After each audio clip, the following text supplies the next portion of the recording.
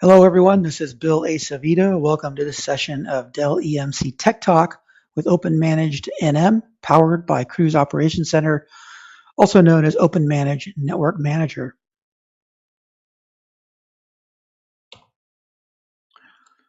Okay, today we're going to talk about how to automatically configure port-based configuration based on a connected MAC address when a new device plugs into a switch. So we want to automatically, for example, create a VLAN so that a user can just plug in and they're ready to go without having to go and ask somebody to configure them on the network. So this is a common secure port access kind of methodology here. And again, just to reiterate the steps here, some common use cases are when we want a laptop or somebody plugs into an open access port, and the port does need to be configured to allow access on a specific VLAN. We're going to show that today. Second case, a little bit more of an edge case. You may have a list of MAC addresses that apply to maybe some stolen devices or unallowed devices, or maybe devices you just want to know when they're trying to attempt to access the network.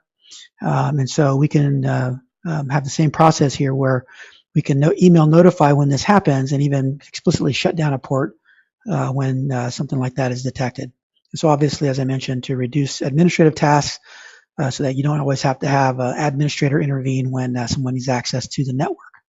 And so, for example, here you may have printers that someone's going to connect at some point. You want to be able to detect a list of printers, printer Macs, and just be able to plug those in and just have them work, and not have to have those automatically or manually configured. You want them automatically configured. So let's take a look about how that would get done. So there's basically two steps to accomplish this, and I do want to mention that this demo is going to show some advanced features around event processing rules and automation rules, and as well as actions. And so if you're not familiar with those, there is other videos that explicitly dive into those so you can understand kind of how those work. You'll get a little bit of a feel for it here, but you may need to review those other videos. The first part of our process here is going to be the use of a special automation rule that's going to detect a link up. So that user comes in, they plug in that link or that cord into that port. It's going to automatically generate a link up from the device that is being plugged into. That link up can trigger a special automation rule that will go out and detect the MAC address, the remote MAC address, amongst other information on the other end of that link. And then based on that MAC address and other information it collects, it will emit another event that will be filtered into another automation rule that will be our filter of MACs. So basically our list of MAC addresses, and it will say if there's anything that matches the var binds of the event for the information we've collected, then we are going to do some triggering action here. So two-step process. Let me just show you how that's going to work here. So let's jump right into a demo here. So up here at the top here, I have the automation and event processing rules portlet, and this is where we do all of our automation, our event-based automation. You're going to notice there's one link up to link config event or processing rule. There's a link up number 2 and a 2A. The number 1 rule is the first step. This is the rule that's going to detect the uplink action and then go invoke a task to go collect information. Let's take a look at this event processing rule so you understand a little bit more what we're doing here. So again, we're triggering on a link up. And in this case, I've also put in explicitly, I am only interested in this particular device. You may have a set of switches you want to confine it to. It's up to you, or any device. I'm just confining it to this one switch. So a link up comes in from this switch, and then we're going to go perform our action. And our action is to go and run this link config up task, which is going to go interrogate the box, and it's going to emit this link config up notification. And that notification is going to have all the information in it, and it's going to feed into our automatic processing rule to filter our MAC. So that's the first step here. So I'm going to close this one down and show you the next step. That once that event is emitted from that step number 1, or step number 2 is going to be to take that event and all of its information you'll see here there's this link config, local port name, CLI name, chassis, remote chassis ID, remote system description. We try to collect all this information from that remote device on the other end of that link. For the purposes of this demo, we're just interested in remote chassis ID. So what will happen is this var bind will, when it comes in, it will have the MAC address of that device, and then we can filter it against this list of MACs here that we have. You can simply add a list of MACs here, and if it's a match, then we're going to go do something with our MAC address. In this case, we're going to go provision a VLAN so that it works. So let's go look at our actions. We're going to invoke this action called auto port config, and we're doing an OS 9 device on a 3124 model, so that's why it's named this here. We'll look at this here. You'll see in the background here, this is my action, the actual action script, demo auto port config OS 9 3124. We're going to go and look at this in a second, but I'm triggering that action, and I'm going to send an email as well to let somebody know that we're allowing a MAC address on the network. So let's go look at that action. That's the first action. Right here, I'm going to edit it, show you what this script looks like. It's a very simple script. So I basically cut and paste the commands I want on this port when a link up comes in and is identified and allowed. So we're going to get config mode. We're going to say interface, and we are passing in the CLI, the port name basically that comes from the uplink port. So we don't have to type it in, it just comes in automatically. We're going to put a description on here that says detected MAC address allowed, configuration added by automation. We're going to say, it's going to give it the switch port command. We're going to say no shut to bring it up. We're going to create a VLAN interface, give it untagged with the port name, and then a no shutdown on that as well. That's going to be our action. And we're going to see this here in just a second.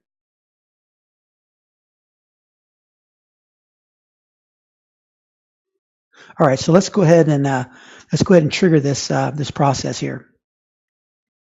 So let's go ahead and go to our devices here, and basically the list of ports related to that device are down here. And what I'm going to do, first of all, I'm going to show you what's on that port, just so you know how we start. I'm just running another command here, another script that just goes and interrogates that port. So let's just say execute here. I put 4005 in there because that's the action in the event processing rule. That's the port, that's the VLAN I want to configure, and that's what was configured here. So in this script, this is just a diagnostic script. I basically ran a show run interface on this interface to see what it is, and basically no IP address, no description. It's in shutdown mode. Then I have a show VLAN in here to show you there's no 4005 configured.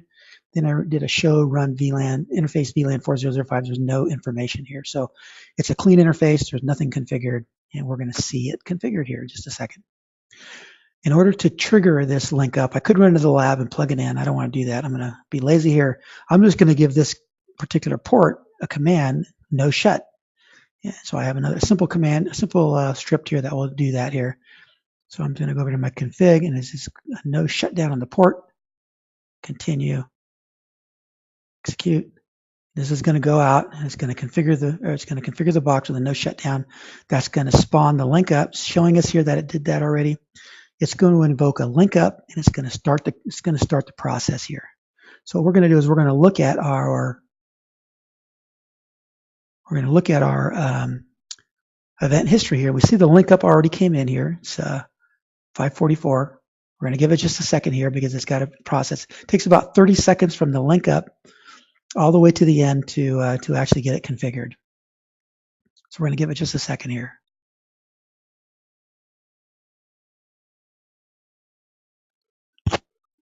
Okay, it looks like we're actually done already. So let's take a look at what happened here. So we've got our initial link up here came in. This LLDP rem table change is just something the device kicks out, as is, yeah, that one just the device kicks out. But you'll notice here the link config up notification. I want to look at this one to show you what this event has in it. So you'll notice here that this event now, this is that link up when we're collected all the data. It's now got the remote chassis ID right in the var bind. And this is what we were using as our triggering mechanism for that second part of the automation. So I'm going to close that back down here. So you'll notice that the link config up came in. Then you'll see that the adaptive CLI, we call our actions, adaptive CLI here. So that's what that is. That action that says demo autoport config got run. So we got the whole process here. Link up. The event came in. We got the information from the link up notification. We ran the configuration to update the port. Well, did it really work? Let's go take a look. Let's go run that same action again to see our show our interface in VLANs again. So let's say continue here. And again, that was on port 4005. I'm going to execute those show commands again just to see what we have. All right, we're running the same commands again. Now we see that the interface now has a description on it. Detected MAC address allowed, configuration added by automation. We are now in no shutdown mode. We run our show VLAN command. We see that 4005 is now active. We do our show run interface on that VLAN. We see that we now have a VLAN interface. So in end to end, we now have the user now has access to that port. Took about 30 seconds, but gives the user immediate access to that port. One thing I can also do here, go do a backup on this, just to show you another way to see some differences in your configuration.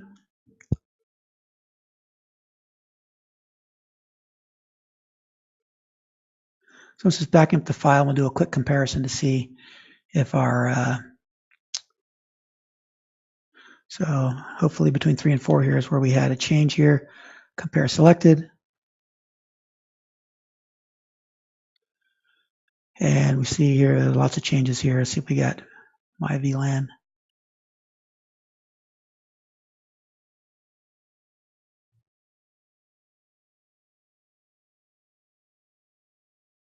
Oh, there's right there. So there's our VLAN right there showing the switch port. Oh, it looks like I was comparing against one that had already had it done. So I'm not showing the difference here. So let me try to find one here that where I didn't have it configured because I was testing it. Compare selected. Here we go. So here's one here. The previous one had, this actually I'm comparing one from earlier, had this other description on it, but now we see that it has this configuration detected the switch port on it. So you can, this is another way just to compare if you want to compare your configurations. So again, no shutdown there. And I should have the VLAN in there somewhere as well. Yeah, there's interface VLAN there. So just showing the differences here. So anyway, that's another way for you to compare.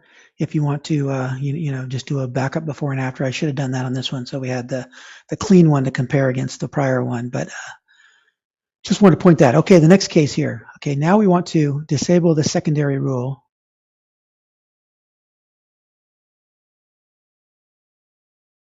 Because we're going to do another test. First of all, I need to clean this up. So you're going to see some more actions in actions in action here.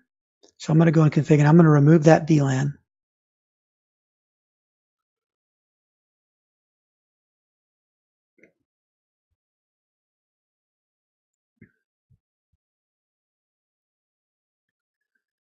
So the VLAN's been removed.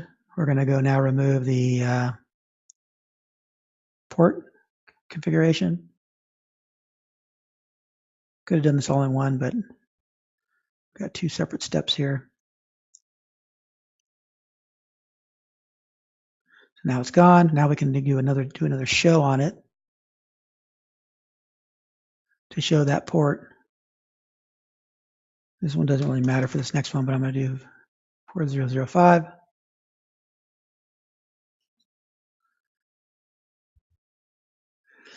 And so now we see that there is we're back to no IPS, no description. It's in shutdown mode. There's no VLAN and no VLAN interface. So we're in a good state here. So this case is the security case I was talking about. Go over it one more time. I'm going to enable this one. 2A here. When the notification comes in, this time we're still filtering on the same MAC address, but what we're going to do is we're going to send a command just to shut down the port, although it's probably already shut down, so it's not really going to help us here, but just to give you an idea. But then we're going to send an email. Oh, that's what I didn't show you on the last one. I'll show you the last one as well before we move on to this one. But we'll send an email mentioning a restricted MAC address. So let's just save that. Go back up to here's my original email for device allowed. So I was able to send this email saying the MAC address was detected, the device was at device access, and it's giving you the exact device, so you can locate that on your topology in our product if you want, and so you can find out where that person or whoever it was that accessed it. Basically, access was granted at this time, and the VLAN was 4005. And then these are the VAR-bind information from that event. So you get the email address, email notification as well. Okay, so now we're going to do the same thing. We're going to trigger a link up again.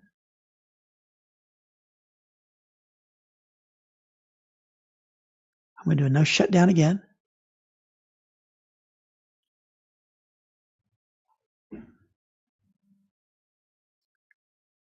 Close this. So we saw that's our link down from when we took it down.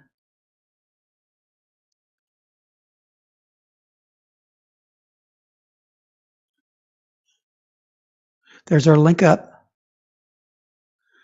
And so now we're triggering the automation again, and we'll give it just a few seconds here to complete.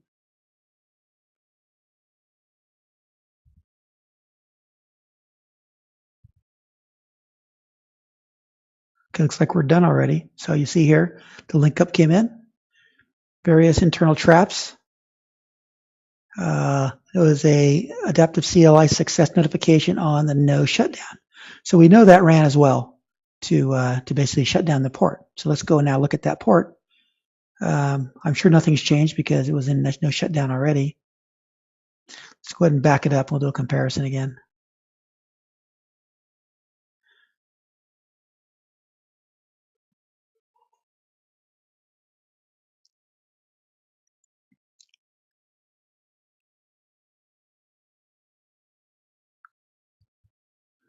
And now we should have some differences between 4 and 5. The version here, 4 and 5.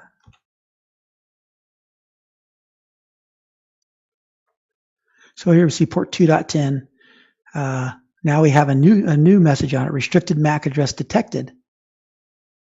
Admin has been notified. Port has been shut down. Admin has been notified. So there you go. It worked. And let's see if we have a new email on this. And we do. So here we have restricted MAC identifier has been detected, access attempted at, and that's the time, and it's giving you the MAC address here again, and then the devices as well. And so there you go. That's that's essentially how the automation works. And so I hope that was useful to you. There's a lot of ways to use the automation for your event processing rules. So I want to thank you for watching. If you have any questions, feel free to contact sales@dell-ommn.com. If you have any questions about this video or anything else, please feel free to shoot an email over to that address.